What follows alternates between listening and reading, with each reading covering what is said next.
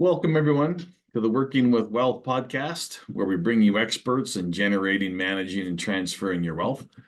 I'm your host, Jason Vincent, and today, in support of International Women's Day, we're joined by Alison Keen to discuss her journey through wealth and what she recommends to not only younger women, but to women who are a bit further on in their life's journey.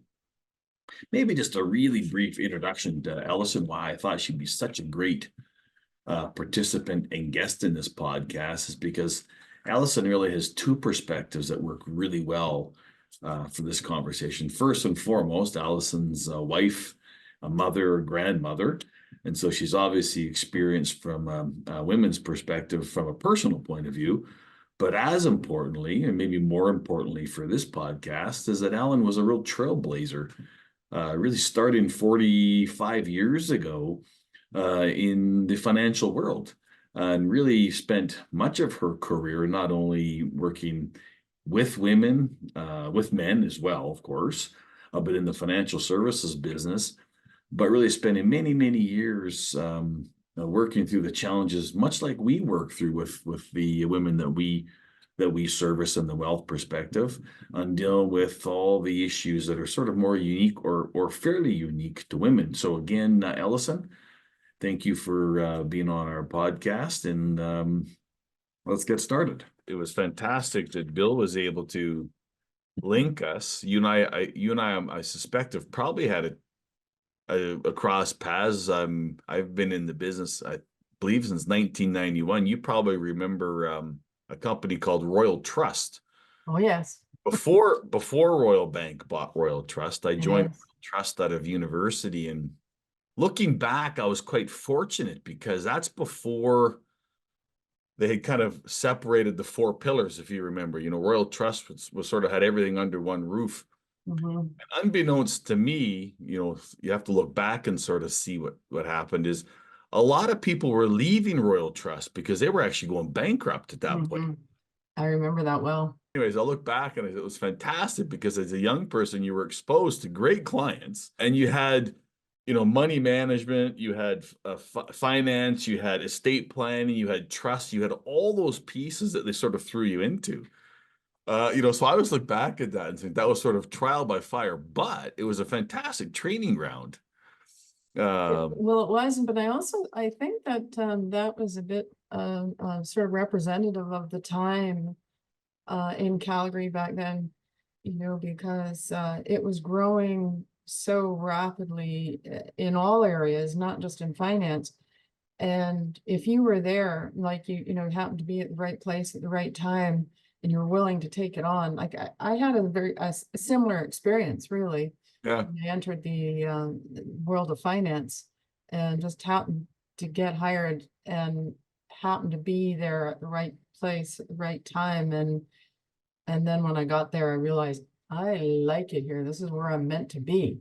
There were no obstacles. It was like, this is where I want to go. This is what I want to do. And Right. Nobody stepped in my way. It's how time flies. I guess we all get older, but I mean, you've been in the business. You had really exposure for 40 years, basically, right? In the wealth. I'm just going to sort of term the wealth business. I know it's sort of evolved over time. People use wealth now, but I mean, essentially, you had the four pillars that we talk about when you're dealing with clients. And I suspect you and I had a conversation earlier that as a female, you would have been pretty a rarity, certainly back, I would think, 40 years ago. Oh yeah, that rarity started on the floor of the Alberta Stock Exchange. And when I walked in that day, they all looked at me like, she's a girl. Which I was really still then, I guess I could have still been classified as a girl because I was in my early 20s. The exchange hired me to work on the floor, and within a few months, I became the supervisor of the staff for the Alberta Stock Exchange. Yeah. And then a few months after that, I was hired to be an assistant to a floor trader. And I mean, when I think back on that year, it felt like when I look back on it now, well, it must have been at least a year I was in that. Well, it was only months, like Right. What you were speaking about earlier. I was only in some of these roles for months. And then next thing you know, I'm a fully licensed floor attorney trading on the stock exchange floor, the first Fantastic. female ever. Yeah. And I remember it was very much, a man's world, because one day, there I am dressed up, and there's a gallery on the exchange floor. Viewers could sit and watch the trading go on, and it was really heavy junior oil and gas back then, so a lot of people were very interested in their fortunes every day. And in the middle of the trading session, which was totally just not permitted, they called some of the senior traders called it to a halt for a moment, and they put me on it. Alison, we'd like you to get on this stool. And I'm thinking, uh-oh, what's going on here? And there's viewers in the gallery, and I thought, well, it can't get too crazy because there are public viewers. Reviewing, yeah. And some of the floor traders, they were from Montreal Stock Exchange way back when, and they migrated west.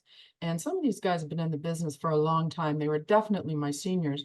Anyways, they put me on top of this stool, and one of them had fabricated like a saber, a sword. Anyways, they knighted me a stock trader, and one of them, not a female, not a male, I was a stock trader. And I almost started to cry, because I thought, oh my gosh, this is the pinnacle of acceptance for these old boys, right? That they're knighting me. And then the audience in the gallery, they kind of got wind of what was going on, and they started clapping. And I'm like, holy cow, this is really a moment. And it was in that moment that I realized, yes, you can very much be a young girl, woman in a man's world if you conduct yourself in a way to garner respect. And they did, obviously, and I went on from there. I was offered other roles, and but it was a moment. That was a foundational piece for you. Yeah, it was. Yeah. So I mean, for us, I mean, the wealth practice that we run at Mako, I think what Bill and I and Lindsay have been a part of for a number of years now is working with women and looking at some of their different challenges and opportunities, by the way. But we probably come more at it from a challenges perspective, and from my perspective, looking at you, you're a perfect person for us to talk, in the sense that obviously you've grown up in sort of a male dominated industry, certainly 40 years ago. And you're a female working with a number of females in the wealth business, right? So you're really right in the strike zone of us having this chat of basically, I think, trying to help or give a better path or trajectory to women. Where we see problems or struggles is death and divorce for that age group. And I'm certain that you've dealt with that many, many times in your clientele basis. And from our perspective, I kind of use the third rule. If I look at what we try and do with Melison, is a third of the clientele would be fantastic, meaning the lady is 100% involved, understands what's going on. A third would be, I kind of know what's going on, but I don't pay attention the way I should. And then a third would be, and I'm oversimplifying, not aware at all. Right, and not really wanting to be aware. And you look at your experience and how you have seen that over the number of years, whether that's similar or different, or whether you can sort of offer some sage advice. Yeah, I have experienced in my career as my former career, I guess. I'm now retired as an investment advisor. I found very similarly, particularly, let's say, with the demographics of the boomers. And so I'm actually a boomer myself in that age demographic, but I think that now we're seeing, with the different generations coming through, women are realizing that they need to be more involved. They're not sure how necessarily go about it, but when you go back to the root of this, and I've given, I used to give it a lot of thought, how come women don't want to be involved? And I guess really, you go back to societal expectations placed on women, and they were in a dependent role, in a dependent category. And I mean, when I think about my own family history, my mom was not the one who set the financial agenda in our household. When I look at her life, she never really did. Right. And she, my parents got divorced when I was a when I was adolescent, and she never really did set that agenda. And even in my role professionally, when I would try and help her, she kind of pushed it away. Mm. And so thankfully she had me to help her with Right, that right. in later life. Yep. But when I entered the investment world, like we were talking about earlier in 1982, I was the only woman. Money was very much a man's world. I mean, look at Bay Street and Wall Street, and it's changed a little, but not enough. Yeah. And there's that whole mindset about women aren't good with money. Maybe because historically they were stay-at-home moms, they weren't out in the workforce earning it. And if they were, it was more of service roles and jobs, and so not career roles. But that's changing now. Mm-hmm. And women of the other generations coming up behind the boomers, the X's, the millennials, the Z's, all those different generations. Mm. Education is a priority. Careers are priority, and women are deferring marriage, deferring having children for their careers.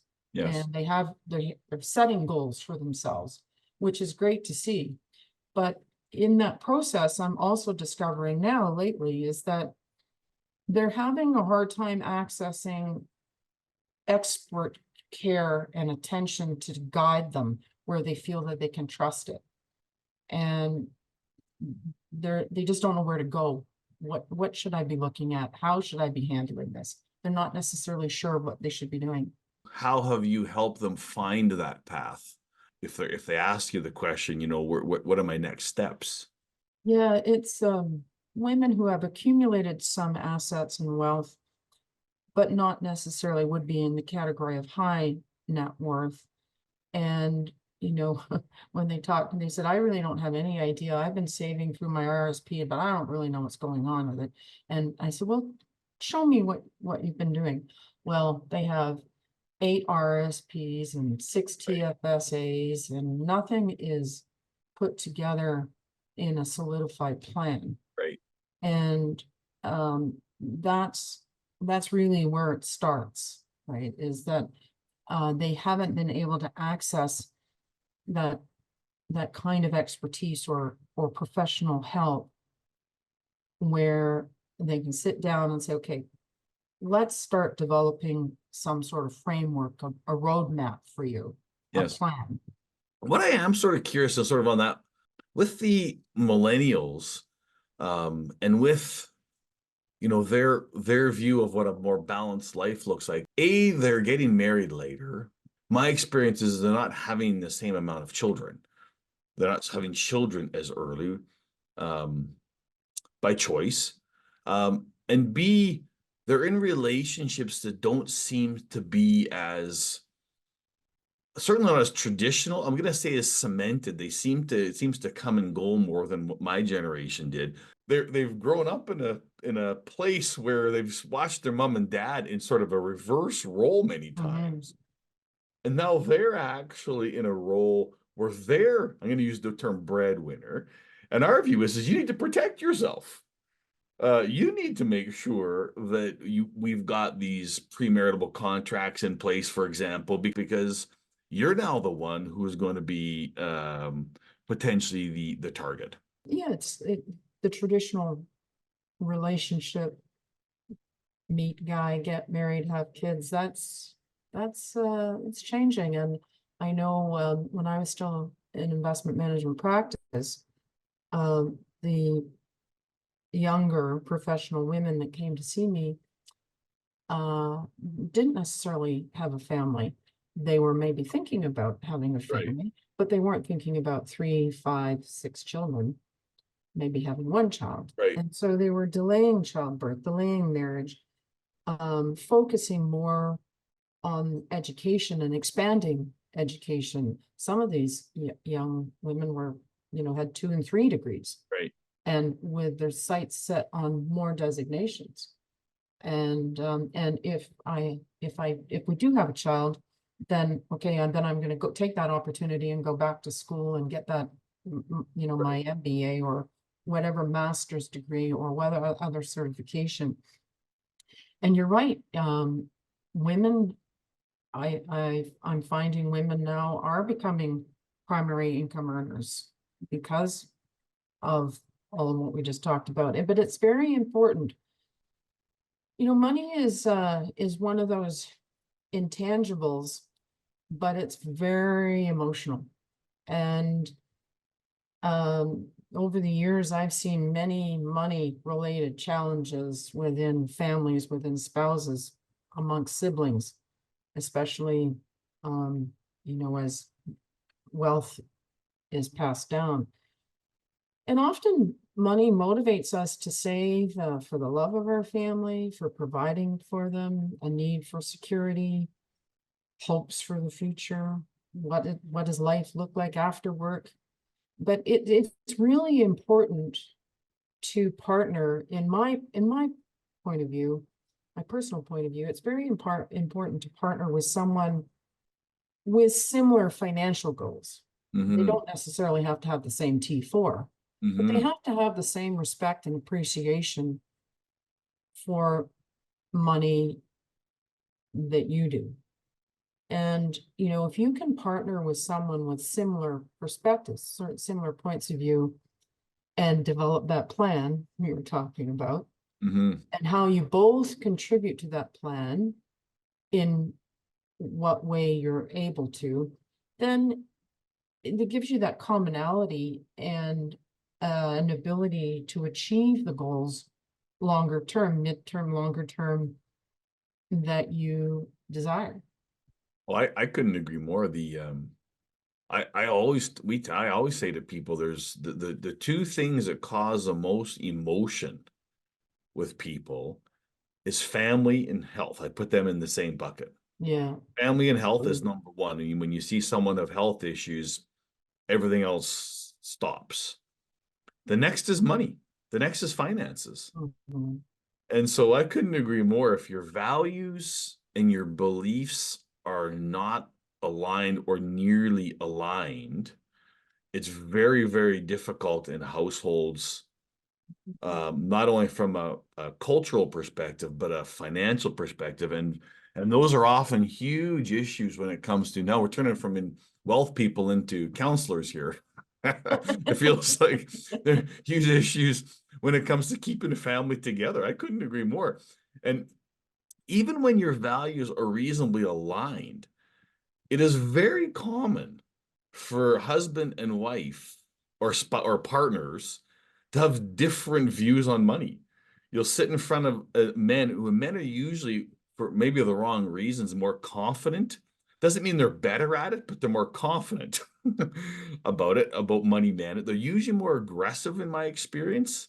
And women are usually less confident. That doesn't mean they're not as good. They're just less confident. And they're usually more conservative in that boomer range. And so even within a household, I find it interesting where they're actually closely aligned. They're different in how they view risk. Oh, absolutely.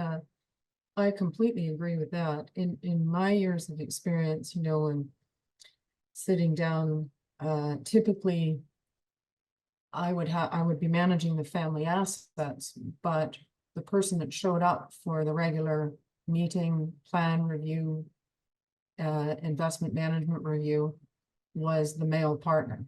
Right. And finally, this was early in my career, and I thought, no, this isn't right. I mean, I'm managing assets for the spouse and she's not attending. So I would call And I'd call the woman, the spouse, my female client, and say, I would like you very much to come to, you would? Does my husband know you're asking me to do that? I said, he will, as soon as you say yes. I think that's great. And that goes back to my a third comment. Mhm. That kind of hits that as well. We want them. We want both individuals there. Oh, And absolutely. so, and that's where you work on them to get them there. And there's a third that you struggle to get both of them there. Yes. I mean, that's our goal, because from our perspective, when something happens and we're all marching to that cliff, the proverbial cliff where we're not here on this earth anymore, when you have, and I've gone through this many, many times, Alison, when, for example, the man dies and you don't have a relationship with the female, their anxiety goes through the roof. Mhm. Their anxiety Yeah. goes through the roof because they don't know who you are. They don't know the conversations that you have, and they don't understand what you've been doing. It's basically a brand new client, Mhm. right? So from our perspective, we're not doing our job, and we've put them in a position where they shouldn't have that kind of anxiety. It's bad enough to go through a death, for example, but they shouldn't have the money anxiety, right? But that's exactly what you're referring to, is that bottom third, how I termed it. Well, to go back to your comments about the perspective of, maybe the man has more confidence and a greater appetite for risk. I definitely found that in my experience. Women, what I found actually, we do ourselves a disservice. They actually say we don't know much, but actually they know more than they give themselves credit for. I agree. Yeah. And if they were just allowed a seat at the table to express what their long-term aspirations and goals are, like when I would insist, with new clients, we're not talking about investment management, asset allocation, how much bonds, how much risk, until we get the plan nailed down. Right. And I could see a lot of times the chagrin on the man's face, like, what? I came here to talk about stocks and bonds. And the wife would like, yeah. And I would ask them these difficult questions about, what does life look like in 5 or 10 years? What does life look like in retirement? And I could see the man looking at me like, why is she asking me these esoteric questions? I just want to talk about, what the price target is on this one particular stock. And she's talking to me about whether I want to spend my, my retirement years in Phoenix or Florida. Like, what's she asking me this for? And yet, this was the very first time that this couple had a retirement discussion on what does life look like after work. And has typically, and now again, this boomer generation is where what I'm talking about here, but he was so focused on work, and that was his identifier, his career. That's what identified him. Right. And it's, well, I'm never retiring. What would I do? What do you mean, what would you do? Right. Holy cow, that's where it's not just about the money. Don't you like to go hiking? Don't you want to go and hike don't you want to go see Europe? Don't you want to go have some fun with what do you mean you don't know what you're going to do?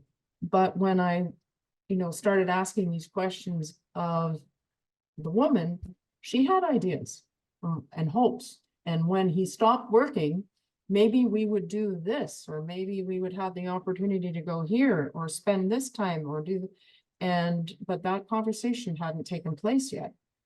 So these are, they're very difficult conversations, but I think now the Gen Xers, millennials, they're starting to have those conversations, because what we were talking about earlier, the family dynamics are looking a little different now.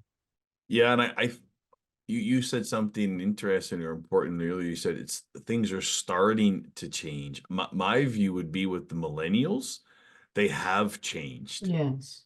Like if I look at the millennials and how Yes. they approach a family unit and or their finances, my view would be is the work that we've done and continue to do is it has changed. And that's why our advice is always, you put your hat on to protect that individual first, obviously, and do what you can for that individual until they are a household, of course.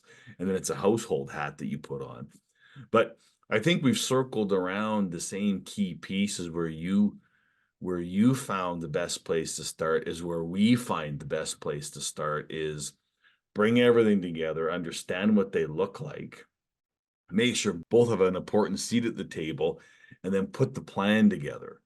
And that plan will be different depending on which advisor you use. But essentially, you're trying to say, what do you look like? And then you're trying to have these different facets, investments, estate, tax, all these different facets to make sure that individuals understand what their trajectory is in their plan. I think you and I have circled around after all these years. I don't think it's a surprise to you and I, but it certainly is when you sit down with some new clients. Well, I think it's because we all get so busy working in our career and focused and goal setting, and will I get that promotion? Will I get that raise? Will I get that bonus? Yeah. From a perspective of, sort of our focus here today for women, it's actually have a plan, take control of your finances. And for the most part, I think you do need help. People that don't think they need help, I should disagree with that because, I always say 90% is execution. 10% is actually the thought process up front. So having a plan actually doesn't mean you're successful. And I've seen this over and over and over again. Clients will come to us or prospects will come to us and they'll have this 150-page plan. I got this plan. What should I do with it? And I said, well, the mere fact that you're asking me what you should do with it means it's a disaster. Right? So 90% is execution. You want to actually have somebody that puts something together for you. But the most important part is you can actually execute it. Yes. Right. And then kind of hold your feet to the fire to make sure that you actually do what you say you're going to. And we all know you're going to slip up once in a while. But the key is to be able to put your thoughts down, get organized, and then execute. And the execution is the hardest part, in my opinion. Well, that's right. I was going to say, probably lost me on page 5. No, that's exactly right. And it's also very much about trust. Right? You must trust, like you trust your physician, you trust your accountant, you trust if you need legal advice, you trust your lawyer.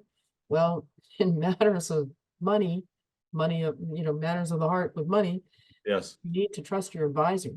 And in my role, I went to weddings, funerals, because you became part of the family. You knew the family very well from that perspective.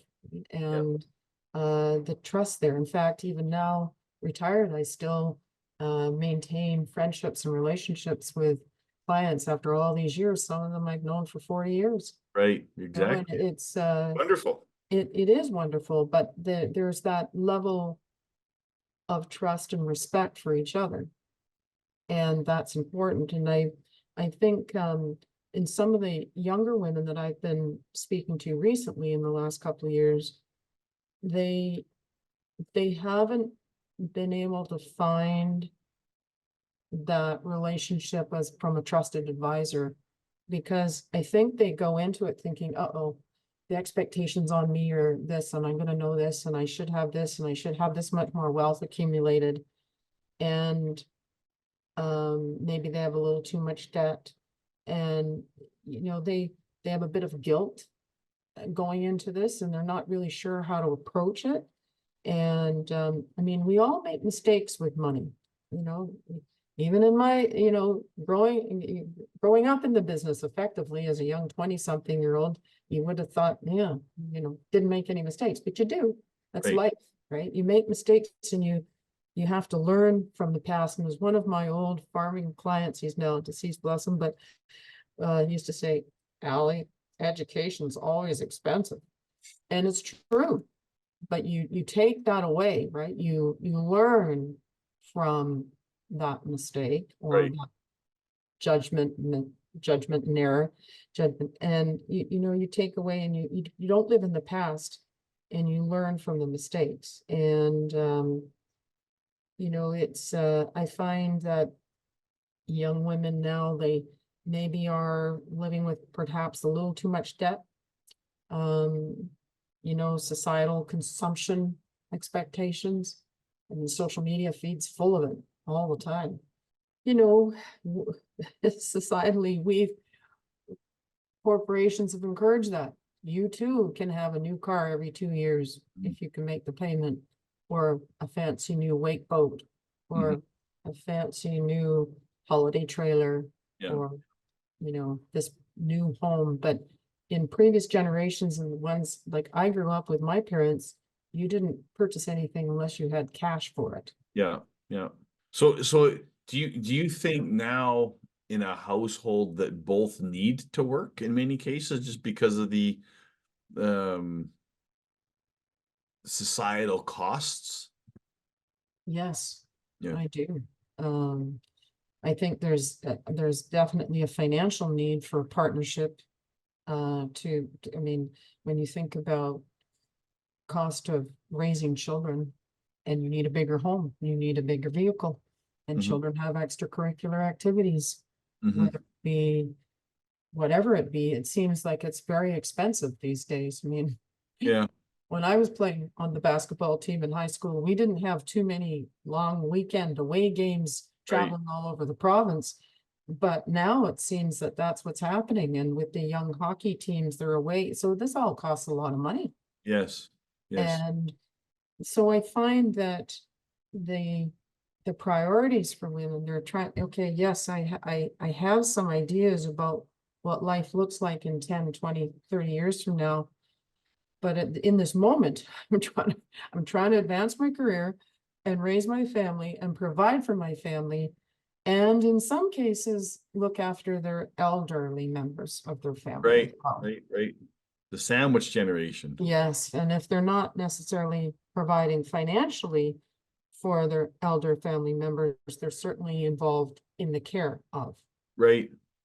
Yeah, yeah, and yeah. taking them to appointments, or providing meals for them, or spending time with them, or, overseeing overseeing their assets and finances, and bill paying, and So if we just focus maybe on the younger women for now, what would be if you look at the complexities, the challenges that they have? if we're talking about, is it financial freedom?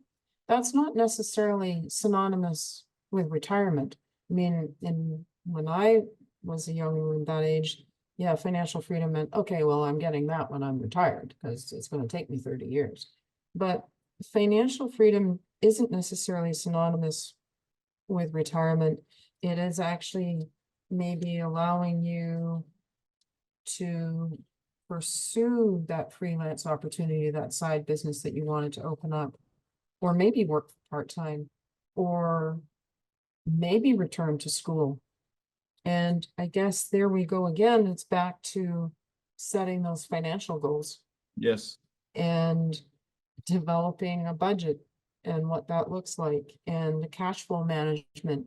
And of course, with some of those desires and goals, there's going to be some compromises that have to be made. What are you willing to compromise? And what does that debt repayment look like? Right, What is right. taking on, you have a desire, oh, I'd love to have a bigger home, Yes. or if you have a family, or I'd really love that condo downtown for myself, but it's only, it's going to cost me this much more. Is it worth it? Yeah. I think I would just add to that for the younger individuals, I always say pretend that tomorrow you're single again. Yeah. Right. And so whether it's a male or a female, because it seems to me is that your default or your base load is you need to be in a position to be self-sufficient and be able to achieve financial independence. When you're together as a unit, it shouldn't be linear, it should be exponential as long as that unit is together. But pretend tomorrow it's not. And if you do that, you're always going to be in a position that you can achieve your financial independence. Mhm. Right. And then it's whether you're female or male, but just focus on the females for now. If you do that, you're going to have a seat at the table and you'll be a part of those decision-making pieces, which I think is key. Well, and going back to our earlier comments, providing that you have a partner that shares the same values and the same goals. And we're seeing now that, relationships aren't a lifetime. Like back in the day when our grandparents and great grandparents, they got married when they were basically teenagers, young, Yeah. 20 or 20 something, and they stayed with that partner all their lives. And today that's not the case. No, and that's my point is culturally we've changed. So make sure that you understand that. Mhm. Right? And so And protect yourself. Yes, especially now, because back in the, bygone eras, there was one income earner. And exactly. now there are dual income earners, and the female can often be the higher income earner with the Right. faster career track. And I've seen it too, where in former clients where the couple decided, okay, your career is headed where it's like on a trajectory that we cannot ignore. But so the male spouse was the stay-at-home dad. And so that was very interesting to work with that dynamic financially. And but two couples come to mind, and they were really handling it very well. I thought it was really wonderful to see, actually.